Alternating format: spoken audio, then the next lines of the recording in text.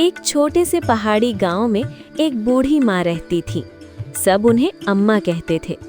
उनका एक छोटा सा कच्चा घर था जिसके आंगन में तुलसी का पौधा और एक पुरानी चारपाई थी।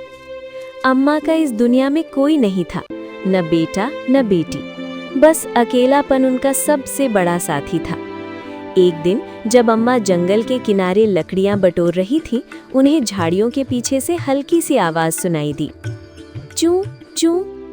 अम्मा ने पास जाकर देखा तो एक छोटा सा सफेद खरगोश कांप रहा था। शायद वो घायल था। अम्मा का दिल पिघल गया।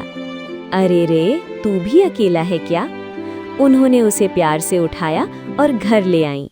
उन्होंने उसका नाम रखा चीकू। धीरे धीरे चीकू अम्मा का सबसे अच्छा दोस्त बन गया। अम्मा जहां जाती, चीकू उनके पीछे पीछे दौड़ता। सुबह अम्मा चूल्हे पर रोटी बनाती तो चीकू पास बैठकर उन्हें देखता रहता। अम्मा हंसकर कहती, तू भी खाएगा क्या मेरे लाल?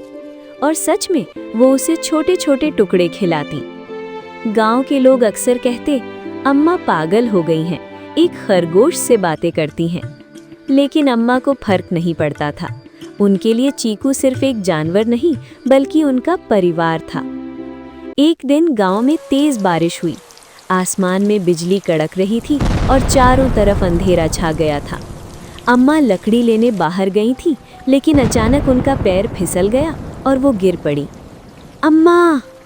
जैसे चीकू समझ गया हो, वो तुरंत उनके पास दौड़ा। अम्मा उठ नहीं पा रही थी, उनका पैर चोटिल हो गया था। चीकू घबराया, लेकिन उसने हार नहीं मानी। वो तेजी से गांव की ओर भागा और लोगों के दरवाजे खटखटाने लगा।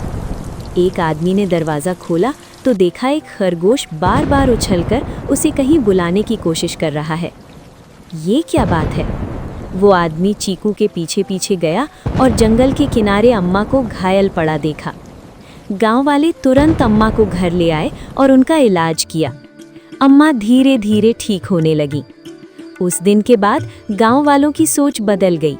उन्होंने समझ लिया कि प्यार सिर्फ इंसानों तक सीमित नहीं होता।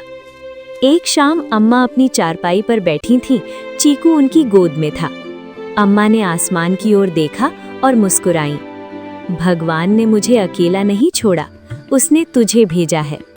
चीकू ने जैसे उनकी बात समझ ली और उनके हाथ को हल्के से चूम लिया। सीख, प्यार और अपनापन किसी भी रूप में आ सकता है, बस उसे समझने के लिए दिल होना चाहिए।